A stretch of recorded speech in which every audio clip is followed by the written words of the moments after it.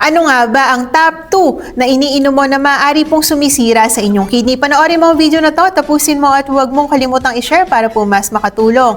Lalong-lalo na po sa init ng panahon, napakasarap pong lumagok po nito. Papainumin mo po ba ang inyong pong anak o ang inyong mga bisita o maski ang mahal mo sa buhay? Una po sa ating listahan ay ang pag-inom po ng energy drink. Bakit po masama sa ating pong kidney at maaaring masira ito? Marami pong mga dialysis patient ang umiinom po nito, idol, na nagsisisi bakit po nila nilaklak ito ng araw-araw kung hindi man ay paminsan-minsan. Pero tinamaan pa rin ang kanila pong kidney. Energy drink po, idol, ito po ay naglalaman ng mataas na level ng caffeine. Meron po ito, idol, na mataas na taurine, may vitamin B, vitamin B6, vitamin B12. Meron din po itong nilalaman na mataas na level ng asukal o peking asukal.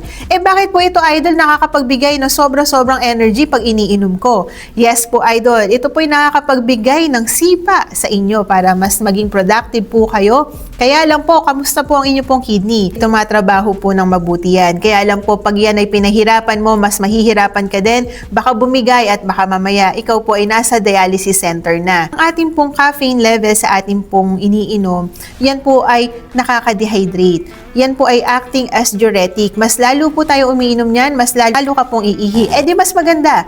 Lahat ng electrolytes ay malalabas mo rin at ang ating pong kidney ay matutuyot. Bukod sa nahirapan na si kidney, matutuyot po siya dahil nakaka-dehydrate ang pag-inom po na sobra-sobrang kape. Mas lalo pong madedehydrate si kidney. Ang ating pong concentration sa ating kidney katulad na lamang po ng calcium oxalate at saka po ng uric acid na nasa kidney po natin na nakatambay, maaari po, idol, na maging kidney stone po ito o bato sa inyo pong bato. Mataas po sa peking asukal ang nilalaman po ng energy drink kaya mas nahihirapan si kidney.